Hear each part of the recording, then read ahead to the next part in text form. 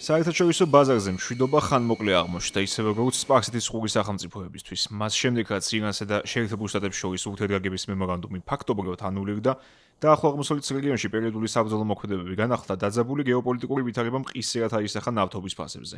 კრიტიკულად აუცილებელ ნედლეულზე ღირებულება დაახლოებით 5% გაიზრდა და 22 ივნისის შემდეგ ყველაზე მაღალი მაჩვენებელი შეადგინა.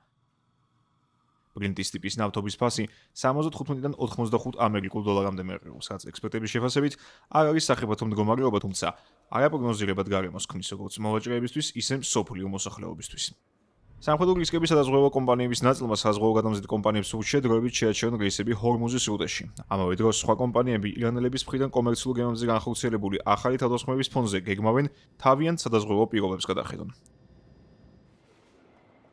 ივლისის ბოლო ესკალაციამდე ნავთობის ფასები დაღმასვლისკენ იყო მიმართული, რადგან ბაზარი ცდილობდა დროებითი ზავის პირობების მიხედვით ახლო აღმოსავლეთიდან განახლებული მიწოდების ათვისებას. გარდა ამისა, ნედლეულის მარაგების გზის ნიშნებით დამატებით ხელს უწყობდა ნავთობზე ფასების კლებას.